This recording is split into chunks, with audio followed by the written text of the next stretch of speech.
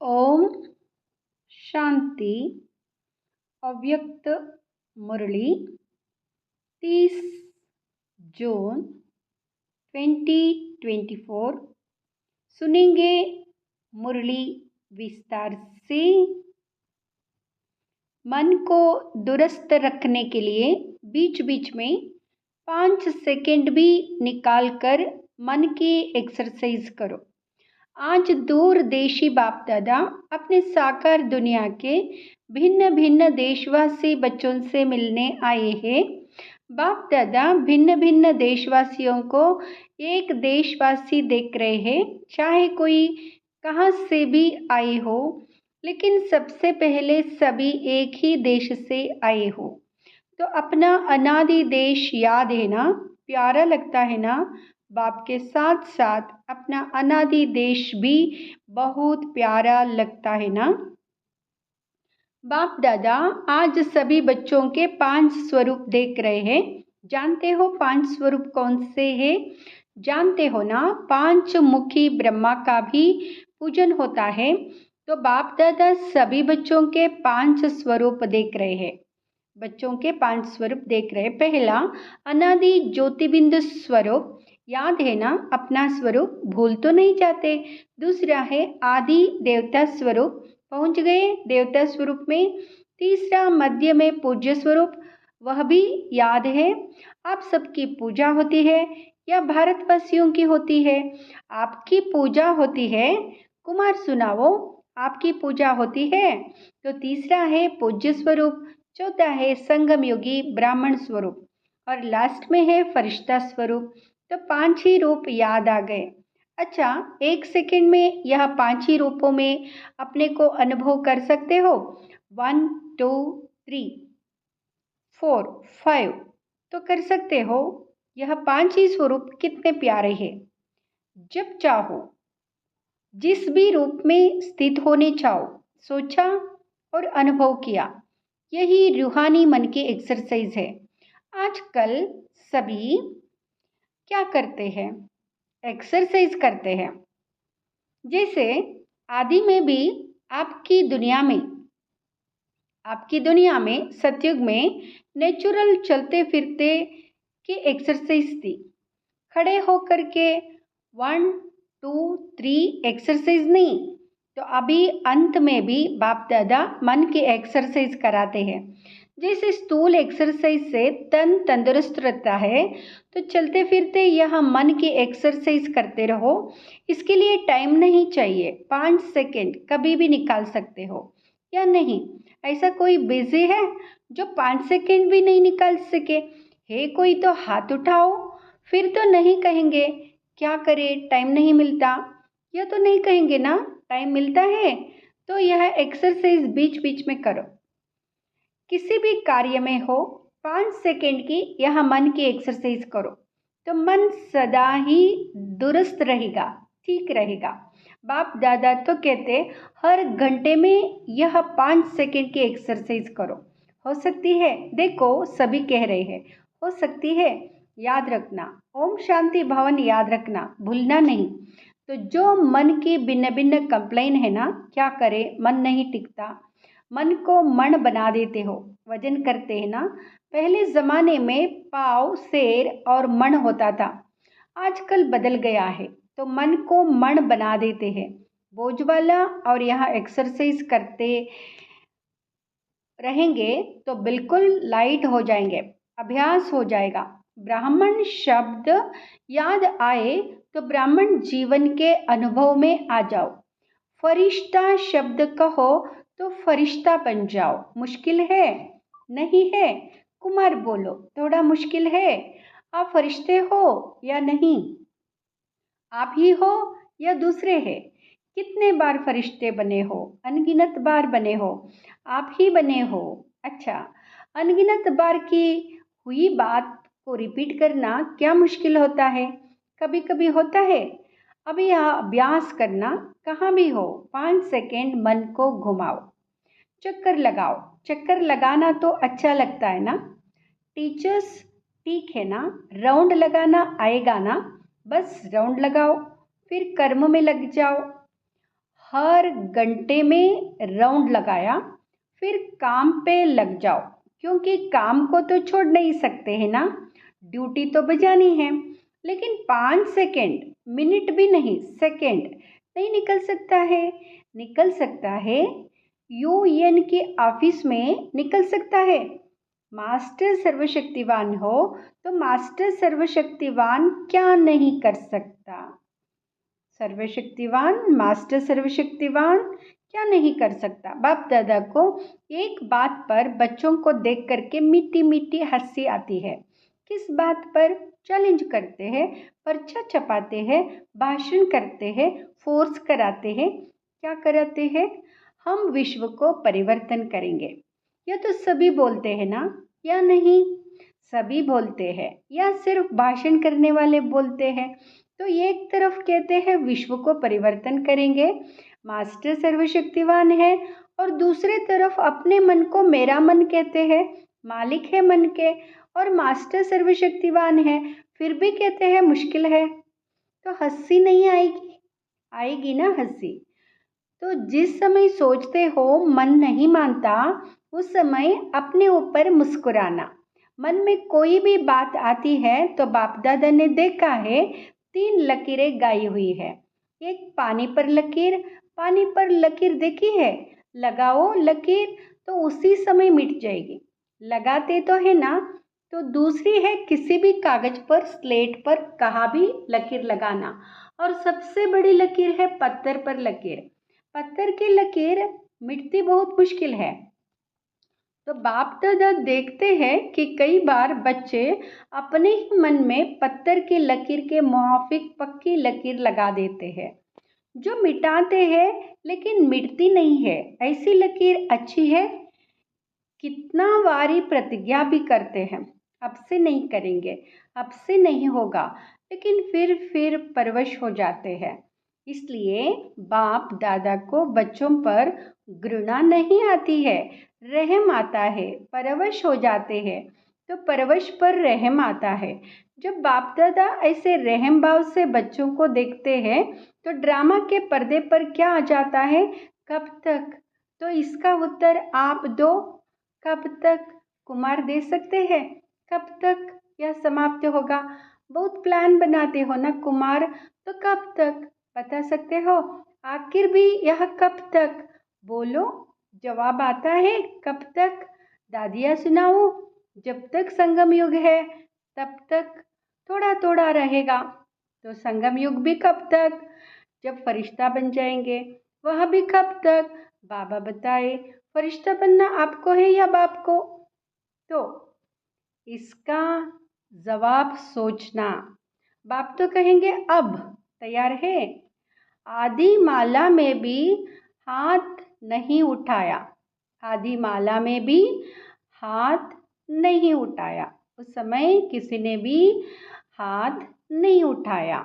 बाप दादा सदा ही बच्चों को संपन्न स्वरूप में देखने चाहते हैं। जब कहते ही हो बाप ही मेरा संसार है, यह तो सब कहते हो ना, दूसरा भी कोई संसार है क्या? बाप ही संसार है, तो संसार के बाहर और क्या है? सिर्फ संस्कार परिवर्तन करने की बात है। ब्राह्मणों के जीवन में मेजॉरिटी विघ्न रूप बनता है संस्कार, चाहे अपना संस्कार चाहे दूसरों का संस्कार। ज्ञान सभी में है, शक्तियाँ भी सभी के पास है, लेकिन कारण क्या होता है? जो शक्ति जिस समय कार्य में लानी चाहिए उस समय इमर्ज होने के बजाय थोड़ा पीछे इमर्ज होती है। पीछे सोचते हैं कि यह ना कहकर यह कहती तो बहुत अच्छा, यह करने के बजाय यह करती तो बहुत अच्छा। लेकिन जो समय पास होने के था वह तो निकल जाता है। वैसे सभी अपने में शक्तियों को सोचते भी रहते हैं, सहन शक्ति यहाँ है, निर्णय शक्ति यहाँ है, ऐसे यूज़ करना चाहिए, सिर्फ थोड़े समय का अंतर पड़ जाता है। और दूसरी बात क्या होती है? चलो एक बार समय पर शक्ति कार्य में नहीं आई और बाद में महसूस भी किया कि यह ना करके यह करना चाहिए था, समझ में आ जाता है पीछे।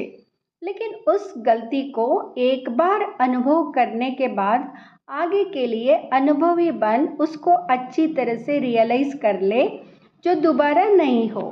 फिर भी प्रोग्रेस हो सकती है।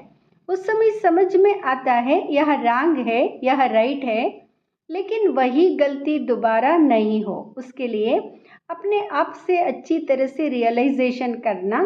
उसमें भी इतना फुल % पास नहीं होते। और माया बड़ी चतुर है, वही बात मानो आप में सहन शक्ति कम है। तो ऐसे ही बात जिसमें आपको सहन शक्ति यूज करना है, एक बार आपने रियलाइज कर लिया, लेकिन माया क्या करती है कि दूसरी बारी थोड़ा सा रूप बदली करके आती है।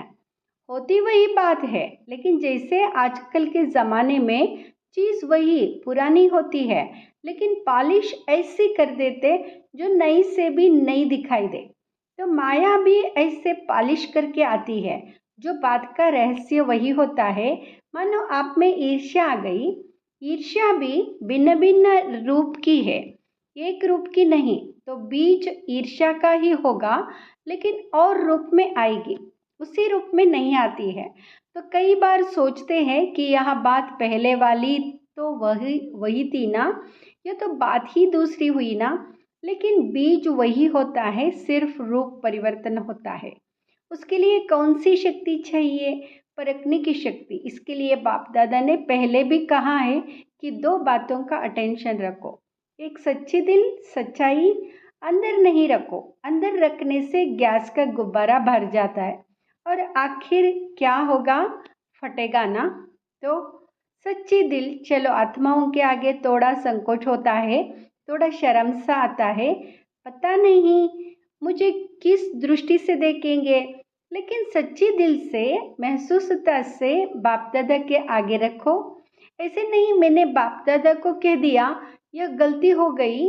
जिसे ऑर्डर चलाते हैं, हाँ मेरे से यह गलती हो गई, ऐसे नहीं, महसूसता की शक्ति से, सच्चे दिल से, सिर्फ दिमाग से नहीं लेकिन दिल से। अगर बाप दादा के आगे महसूस करते हैं तो दिल खाली हो जाएगी, खिचड़ा खत्म। बातें बड़ी नहीं होती है, छोटी ही होती है। लेकिन अगर आपकी दिल में छोटी छोटी बातें भी इकट्ठी होती रहती है तो उनसे दिल भर जाती है, खाली तो नहीं रहती है ना। तो दिल खाली नहीं तो दिलाराम कहाँ बैठेगा? बैठने की जगह तो हो ना। तो सच्ची दिल पर साहेब राजी, जो हूँ, जैसी हूँ, जो हूँ, जैसा हूँ, बाबा आपका हूँ। बाप दादा तो जानते ही है कि नंबरवार तो होने ही है, इसलिए बाप दादा उस नज़र से आपको नहीं देखेगा। लेकिन सच्ची दिल और दूसरा कहा था, सदा बुद्धि की लाइन क्लियर हो, लाइन में डिस्टरबेंस नहीं हो, कट ऑफ नहीं हो। बाप दादा को एक्स्ट्रा समय पर शक्ति देने चाहते हैं, दुआएं देने चाहते हैं, एक्स्ट्रा मदद देने चाहते हैं। अगर डिस्टरबेंस होगी तो वहाँ मिल नहीं सकेगी। लाइन क्लियर ही नहीं है, क्लीन नहीं है, कट ऑफ है, तो यहाँ जो प्राप्ति होनी चाहिए वह नहीं होती। कई बच्चे कहते हैं, कहते नहीं है तो सोचते हैं, कोई कोई आत्मा को बहुत सहयोग मिलता, ब्राह्मणों का भी मिलता, बड़ों का भी मिलता, बाप दादा का भी मिलता, हमको कम मिलता है। कारण क्या? बाप तो दाता है, सागर है, जितना जो लेने चाहे। बाप दादा के भंडारे में ताला चाबी नहीं है, पहरेदार नहीं है। बाबा कहाँ? जी हाजिर। बाबा कहाँ? लो, दाता है ना, दाता भी है और सागर भी है। तो क्या कमी होगी? इन्हीं 2 बातों की कमी होती है। एक सच्ची दिल, साफ दिल हो, चतुराई नहीं करो। चतुराई बहुत करते हैं, भिन्न भिन्न प्रकार की चतुराई करते हैं। तो साफ दिल, सच्ची दिल और दूसरा बुद्धि की लाइन सदा चेक करो, क्लियर है और क्लीन है। आजकल के साइंस के साधनों में भी देखते हो ना, थोड़ी भी डिस्टरबेंस क्लियर नहीं करने देती, तो यहाँ ज़रूर करो। तो यहाँ ज़रूर करो, थोड़ी भी डिस्टरबेंस क्लियर नहीं करने देती।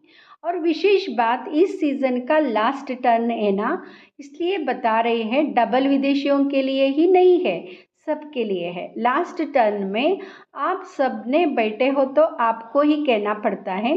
बाप दादा ने देखा है कि एक संस्कार या नेचर कहो, नेचर तो हर एक के अपनी अपनी है, लेकिन सर्व का स्नेही और सर्व बातों में संबंध में सफल, मनसा में विजयी और वाणी में मधुरता तब आ सकती है जब इजी नेचर हो, अलबेले नेचर नहीं। अलबेलापन अलग चीज़ है। इजी नेचर उसको कहा जाता है जैसा समय, जैसा व्यक्ति, जैसा सरकमस्टेंस उसको परखते हुए अपने को इजी कर देवे। इजी अर्थात मिलनसार। टाइट नेचर बहुत टू मच ऑफिशियल नहीं।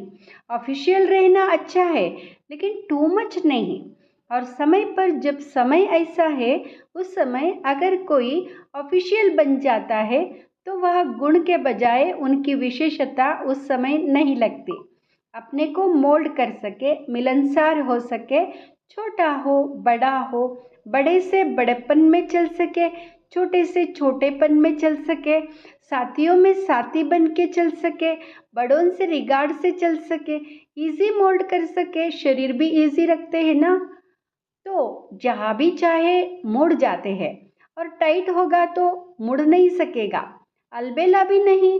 इजी है तो जहाँ चाहे इजी हो जाए, अलबेला हो जाए नहीं। बाप दादा ने कहा ना, इजी हो जाओ तो इजी हो गए, ऐसे नहीं करना। इजी नेचर अर्थात जैसा समय वैसा अपना स्वरूप बना सके। अच्छा, डबल विदेशियों को अच्छा चांस मिला है। डबल विदेशियों को अच्छा चांस मिला है।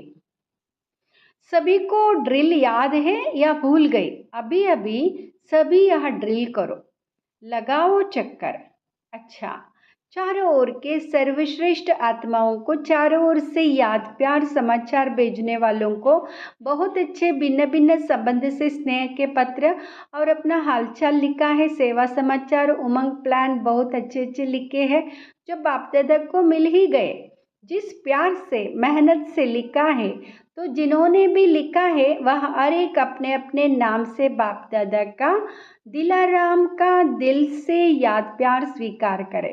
बच्चों का प्यार बाप से और उससे पदम गुणा बाप का प्यार बच्चों से और सदा अमर है। स्नेही बच्चे ना बाप से अलग हो सकते हैं, ना बाप बच्चों से अलग हो सकते, साथ है, साथ ही रहेंगे, साथ है, साथ ही रहेंगे। चारों ओर के सदा स्वयं को बाप समान बनाने वाले, सदा बाप के नयनों में, दिल में, मस्तक में समीप रहने वाले, सदा एक बाप के संसार में रहने वाले, सदा हर कदम में बाप दादा को फॉलो करने वाले, सदा विजयी थे, विजयी है और विजयी रहेंगे, ऐसे निश्चय और नशे में रहने वाले, ऐसे अति श्रेष्ठ सिकिलदे प्यारे थे प्यारे सर्व बच्चों को बाप दादा का प्यार, याद और नमस्ते। हम बच्चों का भी बाप दादा से याद प्यार और नमस्ते। बाप दादा को याद प्यार और नमस्ते। शुक्रिया बाबा, शुक्रिया। वरदान, हर सेकेंड के हर संकल्प का महत्व जानकर जमा का खाता भरपूर करने वाली समर्थ आत्मा भाव। हर सेकेंड के हर संकल्प का महत्व जानकर जमा का खाता भरपूर करने वाली समर्थ आत्मा भाव। संगम युग पर अविनाशी बाप द्वारा हर समय अविनाशी प्राप्तियां होती है। सारे कल्प में ऐसा भाग्य प्राप्त करने का यहाँ एक ही समय है, इसलिए आपका स्लोगन है, अब नहीं तो कभी नहीं। जो भी श्रेष्ठ कार्य करना है वह अभी करना है। इस स्मृति से कभी भी समय, संकल्प व कर्म व्यर्थ नहीं गवाएंगे। समर्थ संकल्पों से जमा का खाता भरपूर हो जाएगा और आत्मा समर्थ बन जाएगी, और आत्मा समर्थ बन जाएगी। स्लोगन, हर बोल हर कर्म की अलौकिकता ही पवित्रता है। साधारणता को अलौकिकता में परिवर्तन कर दो। हर बोल हर कर्म की अलौकिकता ही पवित्रता है। साधारणता को अलौकिकता में परिवर्तन कर दो। ओम शांति।